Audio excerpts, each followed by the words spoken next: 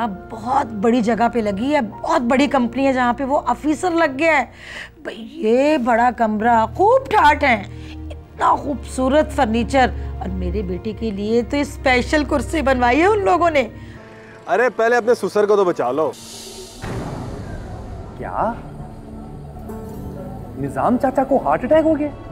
ये क्या कह रही हो तुम? खामोश रहो। क्यों चुप करो? सही तो कह रही हूँ। क्या हुआ मेरे पापा को? बता क्या हुआ मेरे पापा को? तुम तो बहुत ही अक्लमंद हो ना, जब भी तो उस 2 टके के वकील के चक्कर में हमें धत्कार रही हो।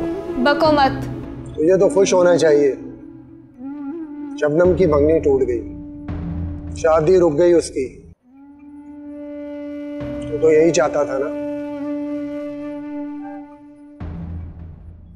नहीं नहीं, मैं बहुत बुरा हूं, बहुत बुरा हूं मैं।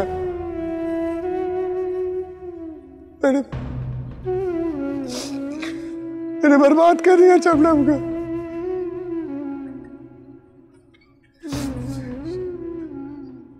शबनम मुझे माफ कर देना।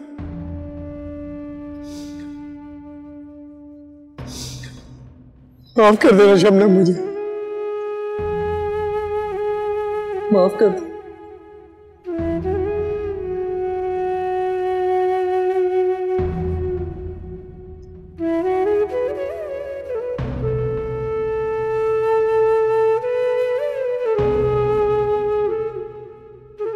मुझे यकीन है आप जो कुछ कह रही हैं वो सच है।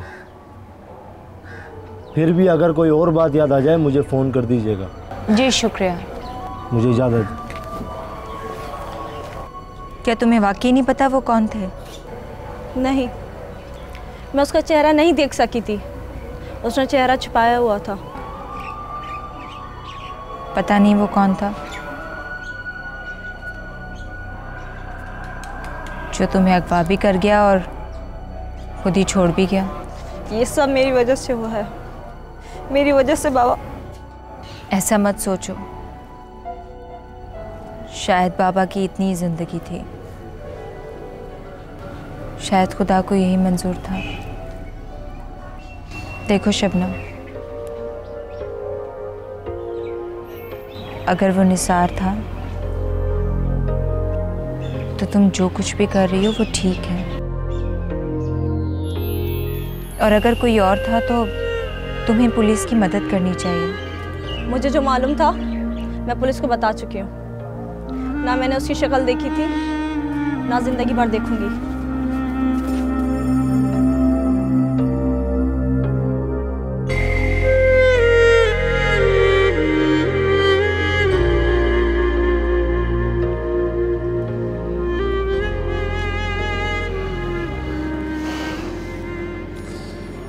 हमारे साथ तो शतरंज खेलने वाला ही चला गया। अब जंक्शन चौक पे बिल्कुल दिल नहीं लग रहा। हाँ टीटी बाबू, आज तो हुक्के में भी मजा नहीं आ रहा। मकबूल हुसैन, अपनी चाय वापस ले जा यार, आज तो चाय पीने का भी दिल नहीं चाह रहा। टीटी बाबू,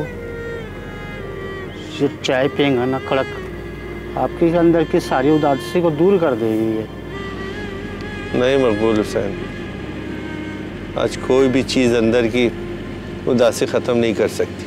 ठीक कह रहे हो टीटी साहब, निज़ाम के बगैर तो ये जंक्शन चौक सूना सूना लग रहा है। हाँ दीन मोहम्मद, लगता है निज़ाम जंक्शन चौक की रौनकें भी साथ लेगी।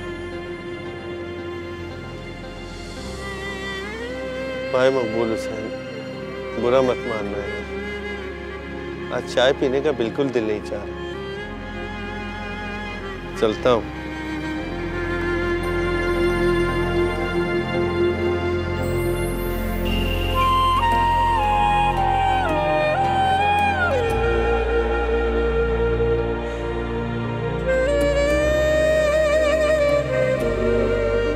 ये लो आज के 100 रुपये। यार कुछ दवाइयाँ चाहिए थी आज। हाँ ले लो, जो चाहे वो। मुझे बताओ क्या दूँ? वही बाबा की दवाइयाँ जो हमेशा जाती हैं।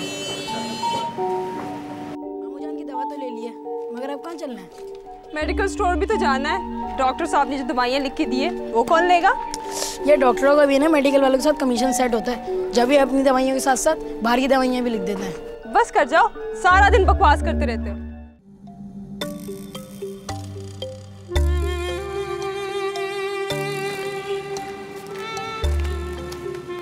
क्यों ना हम यहाँ से इजाज चाचा के घर चले? क्यों? क्या पता आपका कोई फायदा हो जाए। मेरा मतलब है कि चाचा का कुछ भरोसा नहीं है। आपने देखा नहीं कि निज़ाम चाचा कैसे चले गए। मैं तो कह रहा हूँ आप पहले से इजाज चाचा से मिल लें, वरना वो पता नहीं कब चले जाएं। काशी लो हो गया ना तुम्हारा फायदा, वो देखो।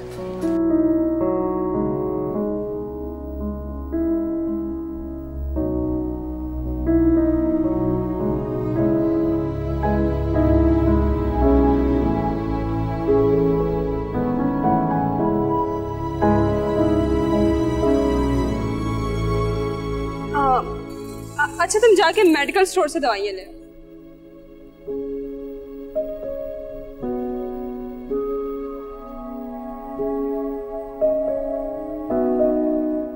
कैसी हो? ठीक हूँ, तुम कैसे हो? मैं भी ठीक हूँ। अच्छी नौकरी मिल जाने का ये मतलब नहीं कि आप सबको भूल जाए। ऐसी बात नहीं है, कुछ मसरूफियत की वजह से मैं थोड़ा सा। मसरूफियत में गैर अहम लोग वैसे भी नहीं याद रहते। कहा ना ऐसी बात नहीं है। फिर क्या बात है? अब तो आपको अच्छी नौकरी मिल गई है, अब भी कोई रुकावट है क्या? मेरा इंतजार कभी खत्म होगा या नहीं? शायद कभी खत्म हो ही जाए, या शायद कभी खत्म ना हो। बेहतर है तो मेरा इंतजार मत करना।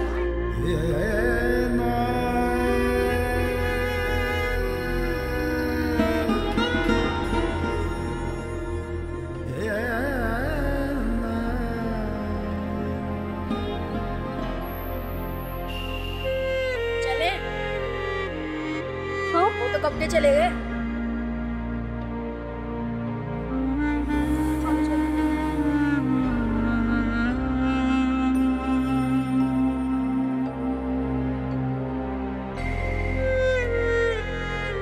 बस मैंने कह दिया, मैं ये रिश्ता खत्म कर रही हूँ। ये आप क्या कह रही हैं अम्मी? ऐसा कैसे हो सकता है? क्यों हो क्यों नहीं सकता? तेरे लिए लड़कियों की कमी है क्या? इतना पढ़ा लिखा है तू, एक से एक अच्छी लड़की मिल जाएगी तुझे। यूं पढ़े लिखे तो हम भी हैं, हमारे लिए भी कोई लड़की देख लो चुटकी बजा के। अरे तुम तो चुप करो जी, हर मामले में अपनी टांग अड़ा देते हो। अम्मी इतना बड़ा सानिया हुआ है उनके साथ, बाप का साया उठ गया है सर से। आप उन्हें इस दुख से निकालने के बजाय और सदमा देना चाहती हैं। अरे तो क्या करूं? मैंने तो नहीं किया है ना सानिया उनके साथ, उनकी अपने करतूतों ने किया है। ना शबनम घर से भागती, ना निजाम भाई मरते। खुदा का खौफ करो बिल्किस बेगम, किसी की जवान बच्ची पे इल्जाम लगा रही हो। अब जैसा किया है वैसे ही कहा जाएगा ना।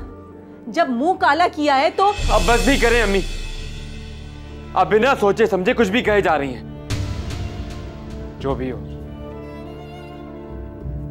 मैं शादी सिर्फ नीलम से करूंगा। जा कर ले, मगर करेगा कैसे? शबनम की शादी से पहले नीलम शादी करेगी नहीं, और अब शबनम की जिंदगी भर शादी नहीं होगी। जिन लड़कियों पे दाग लग जाते हैं ना, उनकी जिंदगी भर शादी नहीं होती। बैठा रहे सारी जिंदगी अपनी नीलम परी के इंतजार में।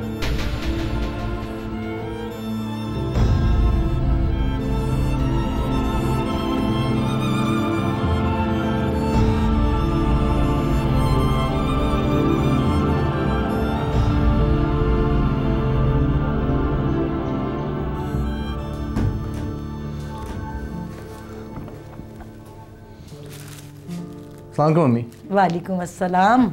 आ गया मेरा बेटा? जी अम्मी, लेकिन अभी खाना खाने के बाद दोबारा चला जाऊंगा।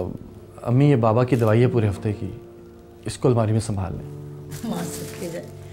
अल्लाह तुझे दुनिया जहान की खुशियाँ दे मेरे बच्चे। अल्लाह तुझे लंबी ज़िंदगी दे, सलामत रहे मेरे बच्चे। अच्छा मैं ये दवाइयाँ तेरे अब्बा को दे दूँ? तू जल्दी से मुंह हाथ धो ले और खाना खा ले। अच्छा अम्मी, वो निसार आया था पिछले 2-3 दिनों के अंदर यहाँ पे?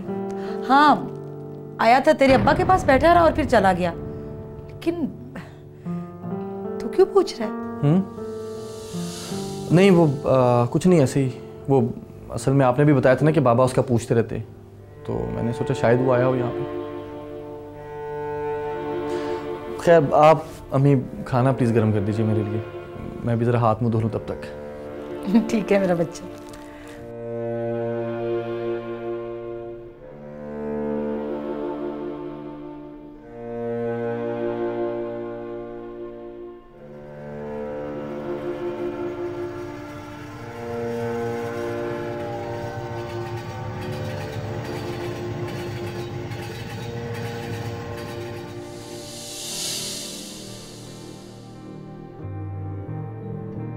क्या बात है, आप बहुत परेशान लग रहे हैं।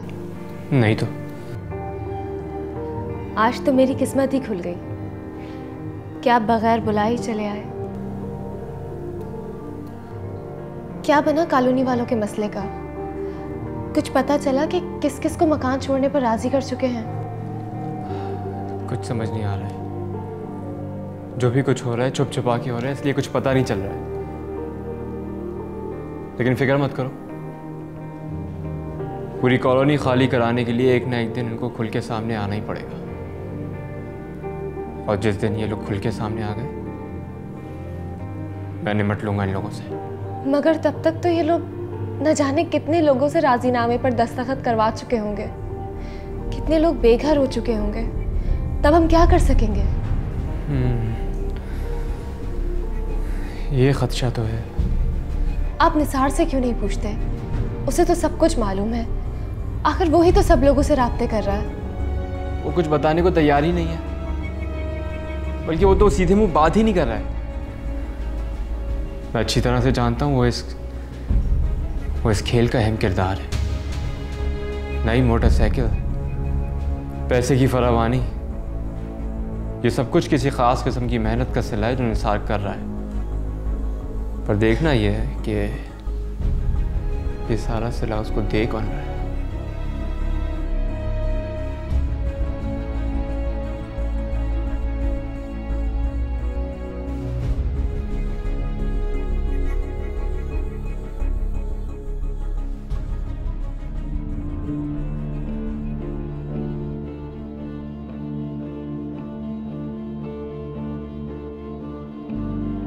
मसरूफियत में गैर अहम लोग वैसे भी नहीं याद रहते।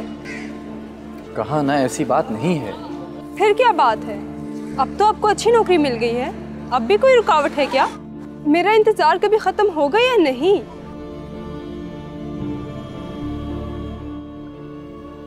क्या बताऊं तुम्हें नबीला कि कितनी अच्छी नौकरी लगी है मेरी। कितना बड़ा अफसर बन गया हूं। रेलवे प्लेटफॉर्म पर मुसाफिरों के पीछे भागता अफसर। Masters of economics Ayaz Hussain 100 रुपए की मजदूरी के लिए लोगों के पीछे भाग रहा है। तुम कह रही थी अब तो नौकरी लग गई है, अब राह में क्या रुकावट। मेरी तकदीर राह में रुकावट है।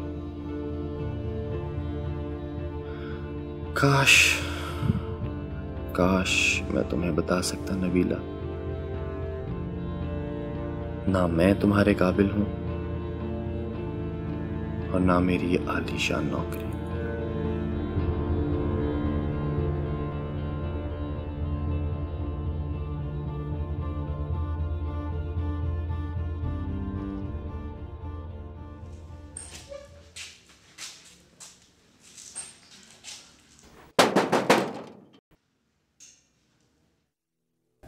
इस वक्त कौन आ गया? देखती हूँ।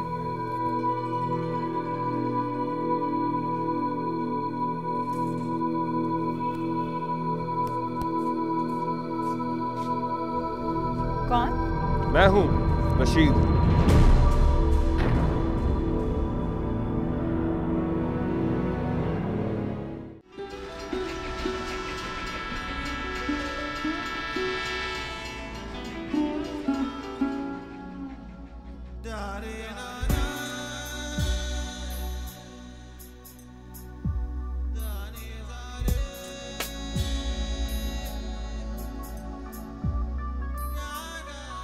तो फिर कहाँ गए वो 2 लाख? बाबा के पास तो शबनम की शादी के लिए 2000 रुपए नहीं थे, वो कितना परेशान थे। मैं इसके बारे में क्या कह सकता हूँ? इस सवाल का जवाब आपके वालिद साहब दे सकते हैं या फिर आपकी बहन। कि एक आवारा गर्द लफंगा लड़का, उसकी आप दोनों बाप बेटों में पता नहीं क्या अहमियत हो गई है जो बार बार पूछते रहते हैं निसार आया था, निसार आया था। हद हो गई वैसे। तुम्हारा मतलब है हमें मकान खाली करना होगा? अरे मैंने ऐसा कब कहा? मैं तो सिर्फ ये कह रहा हूँ कि इस फ्रॉड को फ्रॉड साबित करना बहुत मुश्किल होगा। सर, आपकी इतनी अच्छी जॉब है, ऑफिस वालों ने आपको गाड़ी नहीं दी? क्योंकि मुझे गाड़ी की जरूरत ही नहीं है। आप इस गाड़ी रोक दीजिए। क्या हुआ है? निजाम चाचा के घर मकान खाली करने का नोटिस तुमने भेजा